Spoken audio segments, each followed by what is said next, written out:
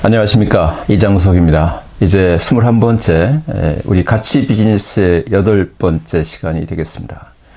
프로젝트에 대한 마지막입니다. 우리가 지난주까지 고객을 어떻게 이해하고, 그래서 고객이 필요한 과제를 어떻게 도출하고, 그것을 어떻게 고객의 필요한 프로젝트로 만들어서 고객에게 동의를 얻느냐, 공식적인 제안이 아닌 지원을 통해서 고객의 동의가 얻어지면 이제 우리는 그런 가정하에서 이제 제안서를 공식적으로 준비하기도 하고 상세하게 프로젝트 시행하는 계획을 짜기도 하죠.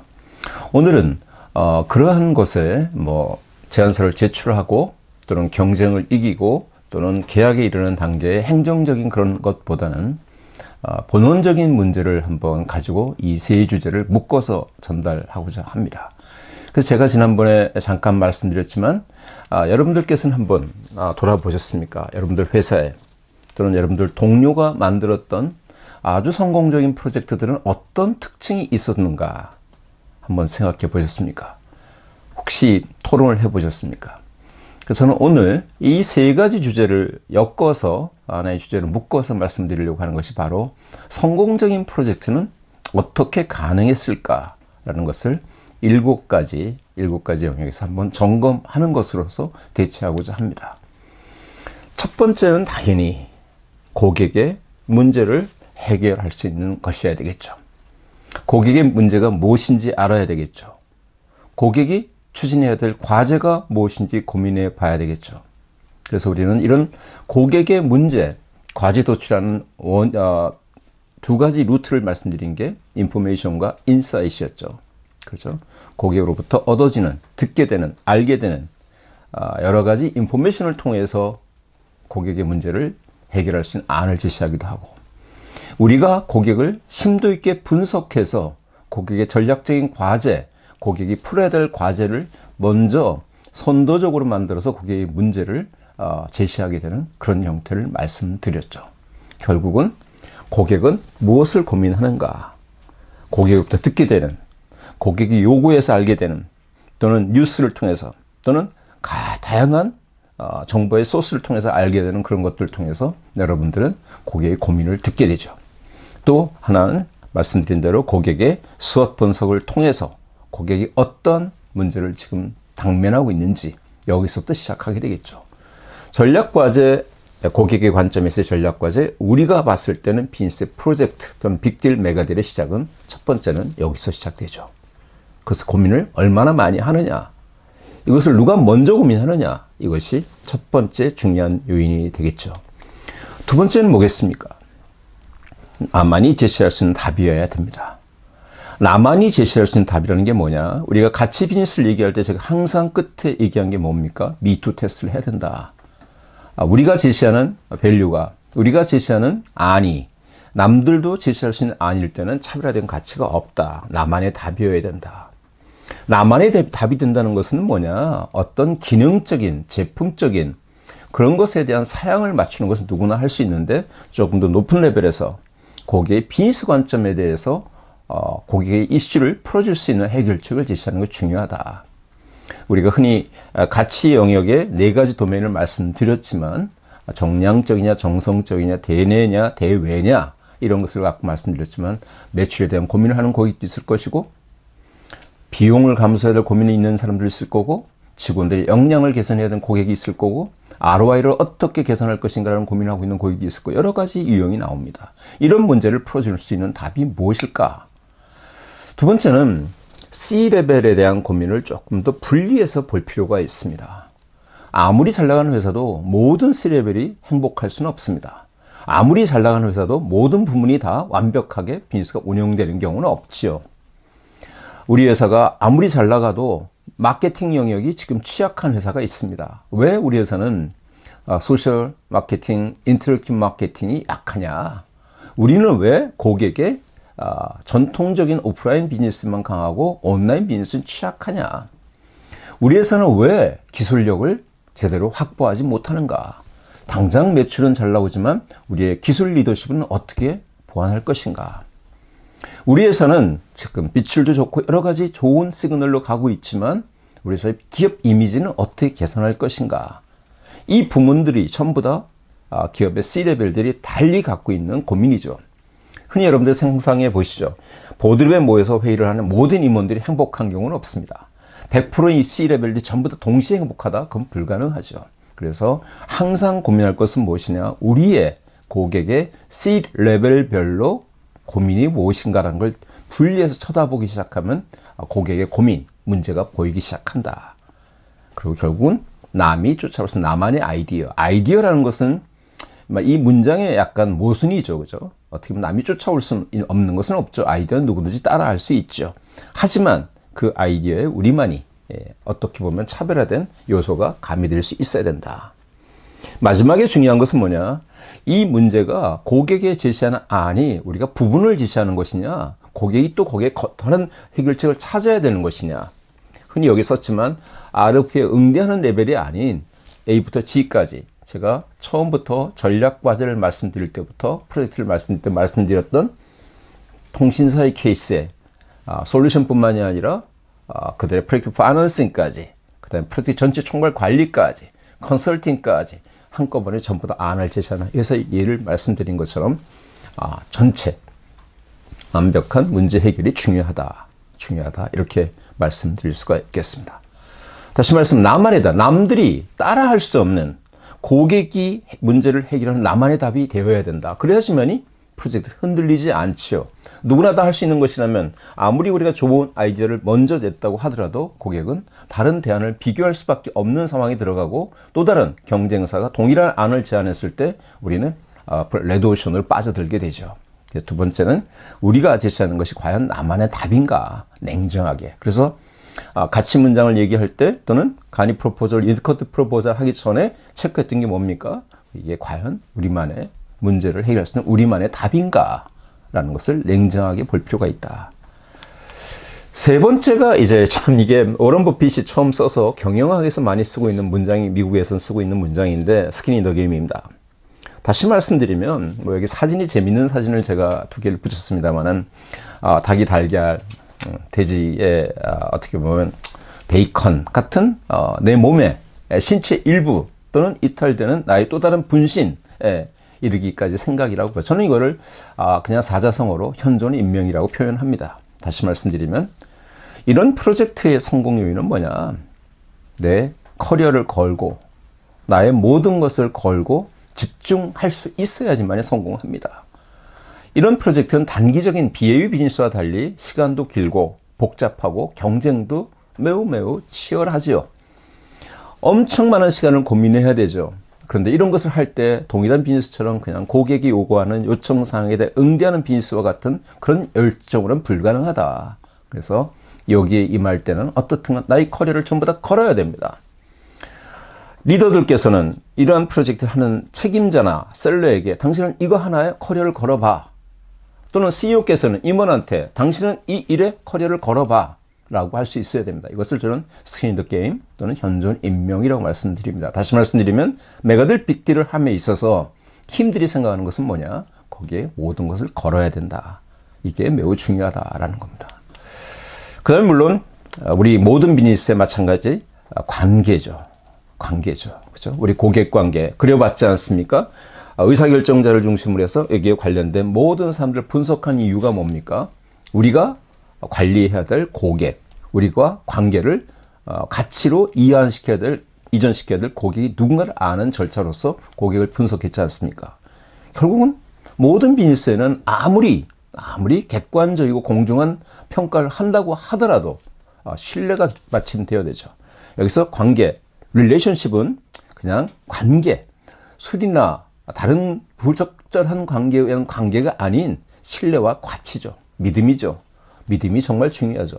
믿음만큼 큰 힘은 없습니다. 거기에는 반드시 우리가 제시하는 가치가 있어야 되죠. 그래서 저희가 가치 비즈니스라고 얘기하고 지금 논의하고 있는 거 아닙니까? 그래서 릴레이션십, 우리나라에서는 특히 동양권에서는 어쩔 수 없이 매우 중요하지만 여기엔 핵심은 결국은 서로의 트러스트와 밸류다라는 것을 다시 한번 우리는 과연 어떤 모든 의사결정자에 있는 관계자 또는 고객 또는 그 인플루언서, 의사결정자 또는 스텝 모든 사람들과 어떠한 관계를 만들고 있는가, 과연 신뢰가 형성되어 있는가, 그들의 가치가 제대로 전달되는가, 이것이 점검되어야 된다. 다섯 번째가 결국은 경쟁입니다.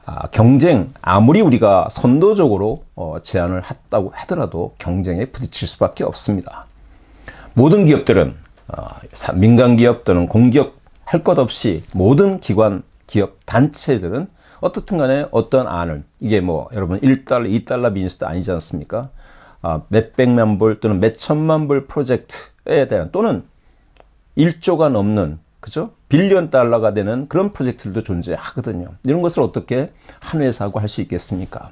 그러면 여러 군데 타진을 하게 되죠. 경쟁입니다. 흔히 손자병법에 나오는 지피지기, 백전불태라고 얘기하죠. 지피지기라는 것은 결국 뭡니까? 적을 제대로 알아야 된다는 거죠. 손자병법에 여러 가지 얘기들이 나오지만 저는 547개를 여러분들 말씀드립니다. 5사라는 건 여기 말하면 도천지장법입니다. 흔히 손자병법에 뭐라고 나와 있습니까? 이기는 자들은 먼저 이기고 난 뒤에 싸움을 한다는 거 아닙니까? 선승 이후의 구전이다. 패자들은 어떻게 됩니까? 지는 사람들은 먼저 싸움을 벌리고 난 뒤에 이기려고 한다는 거죠. 선전 이후 구승, 다시 말하면 승리를 추구한다는 뜻이죠. 다시 말씀드리면 모든 비즈니스는 특히나 이런 프로젝트에 있어서는 정확하게 우리의 스스로를 정확히 판단해야 되고, 그래서 제가 지난주에 말씀드렸던 프로젝트 계획에 있어서 팀들의 우리의 역량, 레디니스 어세스먼트를 말씀드렸던 것이고, 거기에 우리가 뭐가 부족한지를 판단하라고 말씀드렸던 겁니다. 오사라는 것을 그냥 우리의 현실로 바꿔보시면 어떻게 되겠습니까? 도라는 것은 그야말로 임금서부터 시작해서 장수, 병조례까지 모든 조직들의 어떤 도가 성립돼야 되죠. 그죠? 서로의 하나된 힘이 모여져야 되는 거죠. 그 다음에 천이라는 것은 과거처럼 전쟁이 천기에 민감한 그런 전쟁일 경우에 주변 환경과 시운을 따져봐야 되는 거죠. 그죠? 지는 당연히 지형이 중요하겠죠. 옛날에 육로외원 전쟁 또는 강해서 전쟁 이런 것이라고 봤을 때 지형은 정말 중요했기 때문에 그렇고, 결국은 장군, 장수, 그 다음에 우리는 도가 서 있느냐. 우리는 과연 이런 프로젝트를 함에 있어서 우리 회사가 전체적으로 일사불란하게 이 프로젝트를 하겠다는, 우리 팀이 이것을 하겠다는, 관련된 사람들이 하겠다는 의지가 명확하냐. 이게 제일 중요하죠. 그리고 우리 지금 현재 이 프로젝트를 진행함에 있어서 고객을 둘러싸고 있는 고객의 인더스트리의 상황이 어떠냐. 흔히 우리 패스트 분석을 했지만 여기서 천이라는 것은 패스트 분석이라고 말씀드릴 수가 있겠죠. 지라는 것은 결국 뭡니까? 우리가 땅을 딛고 있으면 그 고객들의 내부 지금 여건이 어떠한가? 우리는 이 프로젝트 리더가 누군가? 우리는 여기에 따라서 이 일을 함에 있어서 고객과 치러야 될 텀스 앤 컨디션, 제반 룰들은 과연 뒷받침될 수 있는 건가? 이런 것들이죠. 지난번에 인디커티브 프로포저를 얘기할 때 뭐였습니까? 거기에 우리는 왼쪽에 KPI를 썼었고, 오른쪽에 거기에 맞는 우리의 역량들을 체크했던 것이 바로 그겁니다. 7개라는 것은 전쟁을 함에 있어서 경쟁자와 분석을 하는 거죠. 여기는 뭐 나중에 제가 경쟁 부분에서 시간을 쓸 때 이 547개와 우리 경쟁 요소에 대해서는 얘기를 자세히 드릴 거기 때문에 오늘은 그 상세한 설명을 드리지 않겠습니다. 다시 말씀드리면 뭡니까? 손자병법에 있는 것처럼 지피지기라고 그랬습니다. 우리는 과연 적을 알고 있느냐. 제가 흔히 경쟁 10계명이라고 얘기를 하고 제 책에서도 열심히 설명을 해놨습니다만은 이건 나중에 아까 말씀드린 대로 경쟁에서 상세히 설명을 드릴 예정입니다. 경쟁의 10가지 중요한 원칙을 제 나름대로 정리했는데, 재미있는 것은 뭡니까? 이 경쟁의 10가지 중에 보시는 것처럼 3가지만 실제 경쟁사와 관련된 주제들이고, 나머지 7가지는 고객에 대한 얘기입니다. 우리의 경쟁자는, 진정한 의미에서 경쟁자는 우리의 컴페티터가 아니라 우리의 고객 속에 있다는 겁니다. 고객의 의사결정자, 고객의 의사결정 프로세스, 고객의 인플루언서, 고객의 내부의 규정, 이런 모든 것들이 사실은 이런 프로젝트를 함에 있어서 나중에 허들이 되기 때문에 저는 경쟁 요소라고 봅니다. 그래서 이것은 나중에 다시 경쟁을 얘기할 때 상세히 설명드리기로 하고, 말씀드린 요지는 뭡니까? 우리는 과연 고객을 아느냐. 이런 프로젝트를 함에 있어서 정말 중요한 요소입니다. 이런 대형 프로젝트, 빅딜을 함에 있어서 고객을 정확히 이해하고 있느냐. 고객이 누굽니까, 여러분? 우리가 고객의 요소를 웹을 한번 그려봤듯이 의사결정자가 있으면 주변에 여러 사람들이 있습니다. 기한자도 있고요. 서로 토의하는 협력자도 있고요.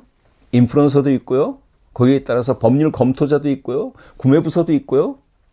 여러 가지 부서들이 있습니다. 이 고객들을 전부 다 알아야지 고객을 안다는 거죠. 근데 우리는 흔히 의사결정자 한 사람만 가지고 제한된 인력을 컨택해서 우리는 고객을 안다고 얘기하죠. 저는 그래서 이런 프로젝트의 첫 번째 문장 하나를 다시 고치자면 GPG가 아닌 GPG고, 고객을 아는 게, 적을 알고 고객을 알아야 된다. 아까 경쟁 요소 10개 중에서 3개가 P고 7개가 고입니다. 그죠? GPG고. 과연 이런 프로젝트를 하면서 여러분들은 과연 고객을 지금 알고 있습니까? 어제 저에게 어떤 CEO께서 이 프로젝트 계획에 우리가 실제 프로젝트를 적용시켜서 한번 고민을 하겠다라고 한 CEO가 한번 계셨습니다. 대표님, 제가 제안드리는 것은 이 경쟁 10가지 요소를 읽어보시고 이 하나하나를 정확히 체크해 보면 그 프로젝트가 성공할 수 있는 점인지 답이 나옵니다. 한번 실천해 보시기 바랍니다. 자, 이제 어떻게 됩니까? 이런 프로젝트들은 타이밍입니다. 저는 이런 여러분들의 얘기를 많이 드리라고 보여집니다. 저도 이런 보고를 무수히 많이 받았죠. 어떤 프로젝트가 진행되는데 일정을 자꾸 넘깁니다. 일정이 자꾸 딜레이 됩니다. 물어보면 이런 얘기 많이 하죠. 담당자가 출장을 갔습니다. 담당하는 위에 막 과장이 상을 당해서 지금 일이 진행되지 않습니다. 새로운 재무 CFO가 와서 다시 그 의사결정을 바꾸고 있습니다. 고객이 검토하는 시간이 길어집니다. 투자심의회가 연기되고 있습니다. 여러분, 이런 얘기들은 정말 잘못된 얘기입니다.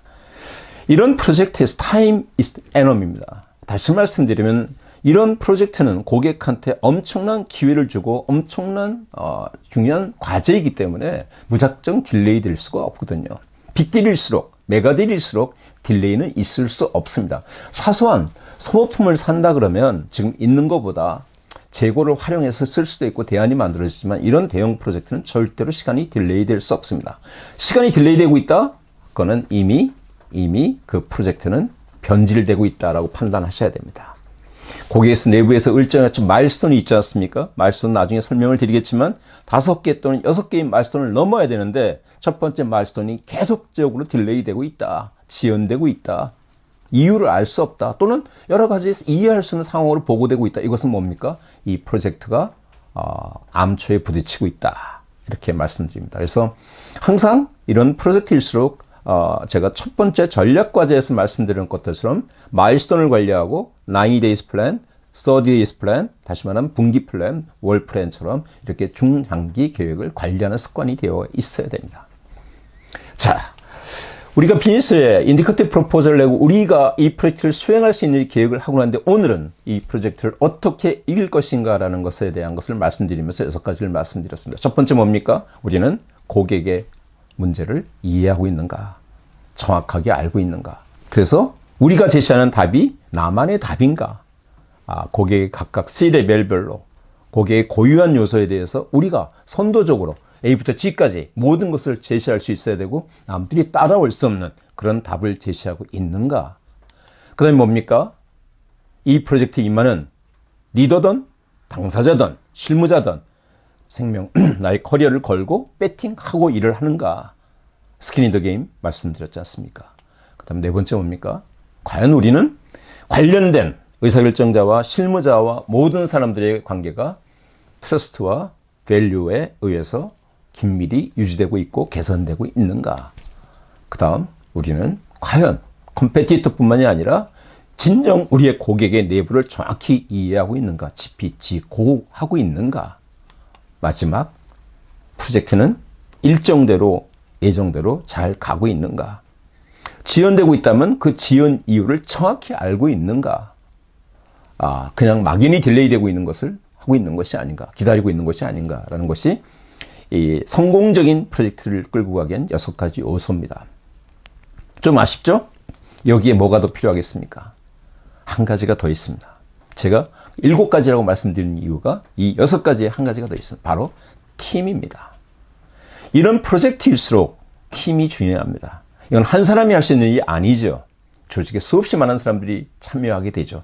하지만 여기에 핵심적인 역할 4가지만 말씀드리겠습니다. 핵심은 뭡니까? 열정이 철철 끌어 넘치는 영업 직원이 있어야 됩니다. 영업 대표가 있어야 됩니다.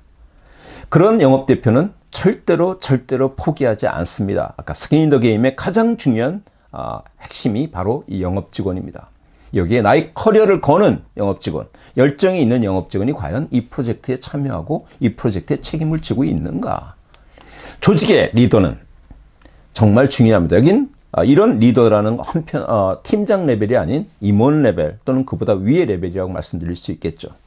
이런 프로젝트는 투자가 필요합니다. 인력에 대한 투자, 시간에 대한 투자 또는 대체 기회 비용, 기회 손실을 고려할 수밖에 없습니다. 그런데 이런 리더, 이 프로젝트를 하는 조직의 리더가, 임원이 단기적인 실적에 매몰되어서 이런 것을 소홀히 했을 때 절대로 안 되죠. 이 팀한테 당신들은 잊어버리고 이 일에만 집중해. 이 일을 한번 만들어봐. 이런 비전을 심어주는 리더가 있는가? 정말 중요합니다. 여기 특히 들어와서 동영상을 함께 해주시는 임원분들께서, CEO들 분들께서 가장 중요시 보셔야 되는 게 뭐냐? 과연 우리는 이러한 리더들이 있는가라는 얘기를 하셔야 됩니다. 그 다음에 팀장은 어떻습니까? 매니저가 돼서는 안 됩니다. 팀장이 서서 직원한테, 영업 직원한테, 팀한테 이거 해라 저거 해라가 아니라 같이 뛰면서 같이 현장에 들어가 있어야 됩니다. 매니저가 아닌 리더가 되어야 되죠. 또 하나 중요한 사람이 뭐냐? 마무리입니다. 여러분들 프로야구 보시면 어떻습니까? 투수가 선발 투수가 있고 중간 개투하는 투수가 있고 9회 말 또는 9회 초에 마지막 이닝에 세 타자를 마무리하는 투수가 있죠. 이런 대형 프로젝트도 마무리가 중요합니다. 저는 두 개의 아주 어마어마한 프로젝트, 1000만 불 이상 프로젝트 두 개를 로스한 적이 있습니다. 다 어디서 됐느냐? 끝까지 가다가 이 마무리에 소홀해서 비즈니스를 뺏긴 적이 있습니다. 여러분, 이런 일 무진장 많습니다. 다 끝났다고 생각하는데 고객과의 협상 과정에서 또는 작은 고객의 요구사항을 그냥 소홀한 가운데서 크게 문제가 생겨서 잃어버린 경우가 있었죠. 마무리가 중요합니다. 다시 말씀드리면 위닝팀의 요소는 열정이 끌어넘치는 영업직원, 그렇죠? 그 조직의 헤드에 비전을 심어주는 이런 일을 하도록 참고 기다려주는 리더, 그 다음에 영업직원과 함께 뛰는 리더 역할을 하는 매니저가 아닌 리더 역할을 하는 팀장, 그리고 이런 일을 마무리해주는 조직의 마무리, 이게 결합되어야 된다. 그래서 이런 것들에 대해서 프로젝트를 할 때마다 우리는 과연 아까 6가지 요소에다 더한다면 이런 직원들이 누구고 이런 팀이 누구고 그들한테 R&R이 명확하냐, 이게 7번째 요소라고 말씀드릴 수 있겠습니다. 자, 성공적인 프로젝트, 우리가 어렵게 고객의 이슈, 과제를 고민해서 고객의 문제를 푸는 안을 제시하면서 이제 어떻게 이길 것인가 6가지 요소 플러스 마지막 팀까지 말씀드렸습니다. 이제 제가 이 프로젝트를 마무리하면서 여러분들께 몇 가지 꼭 부탁드리고 싶은 게 있습니다. 첫 번째, 우리가 흔히 1인 1기라고 하죠. 저는 영업 조직은 one person one project라고 말씀드립니다. 영업 직원이든 리더든 팀장이든 임원이든 영업 조직에 있는 사람들은 적어도 한 해 내가 한 개의 프로젝트는 직접 책임지고 꾸려가야 된다고 생각합니다. 그래서 저는 이거는 조직의 문화에 대한 문제라 생각한다. 그래서 1인 1기가 one person one project로 가야만 된다라는 말씀을 드립니다. 그래서 한 사람이 하나의 프로젝트를 고민하고 끌고 가고 있으면 그 사람 10사람이라면 10개의 프로젝트가 성공적으로 갈 리는 없겠죠. 아마 2개 정도가 마무리된다고 하더라도 조직에서는 지속적으로 그렇게 끌고 가야 되죠. 10개 중에서 1개가 성공할 수도 있겠죠. 또는 그의 1개도 성공 못할 수도 있겠죠. 하지만 이것이 조직 문화화되면 1개도 성공 안 된 조직이 내년이 되면 1개 또는 2개가 성공될 것이고, 오늘 2개가 성공했다면 내년에는 4개, 5개가 성공하게 됩니다. 그래서 이것은 조직 문화화된 문제다.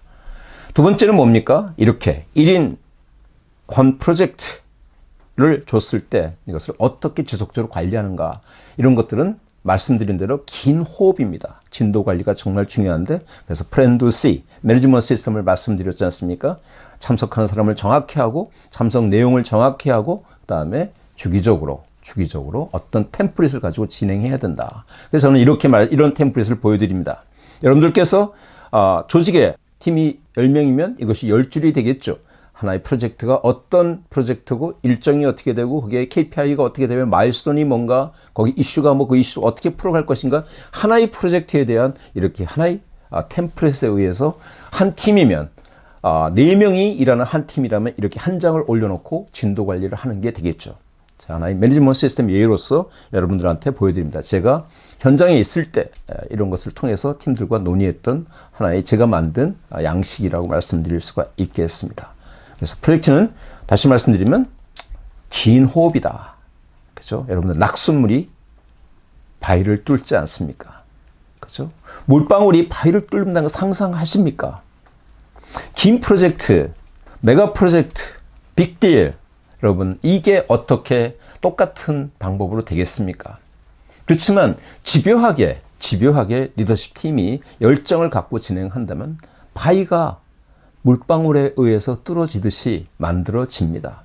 그래서 저는 프로젝트는 조직의 리더들의 몫이고 이거는 조직의 셀러들의 몫이기 때문에 모두 하나가 된다면 프로젝트를 만들어낼 수 있다. 이렇게 말씀을 드립니다.